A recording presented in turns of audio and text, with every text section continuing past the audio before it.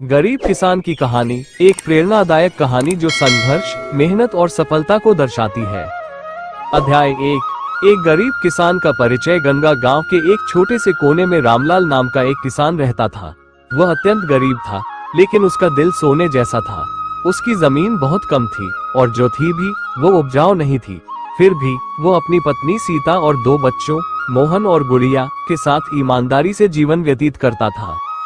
रामलाल हर सुबह सूरज उगने से पहले खेतों में काम करने चला जाता और देर रात तक मेहनत करता, लेकिन फसल इतनी नहीं होती थी कि घर का खर्च अच्छे से चल सके।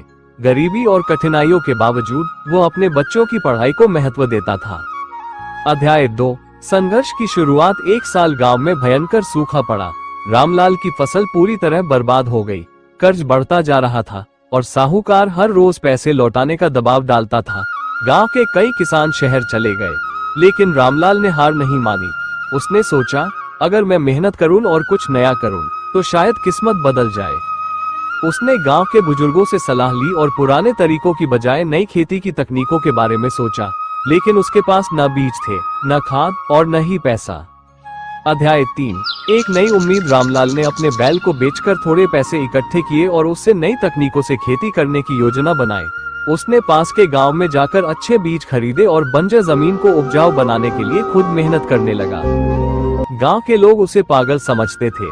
इतनी बंजर जमीन पर कुछ नहीं उगेगा, वे हंसते हुए कहते, लेकिन रामलाल को अपनी मेहनत पर भरोसा था। अध्याय 4 कठिनाइयों से लड़ाई। रामलाल की मेहनत रंग लाने लगी। उसने जैविक खाद बनाए, कम पानी में फसल उगाने के तरीके सीखे और धीरे धीरे उसकी जमीन उपजाऊ होने लगी। जब पहली बार उसकी फसल हरी भरी हुई, तो उसकी आंखों में खुशी के आंसू आ गए। लेकिन ये खुशी ज्यादा दिन टिक न सकी। अचानक एक दिन तेज आंधी और बारिश से उसकी आधी फसल नष्ट हो गई। ये देखकर वह निराश हो गया, लेकिन उसकी पत्नी ने हिम्मत नहीं हारी।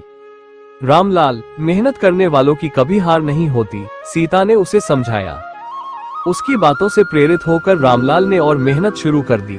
उसने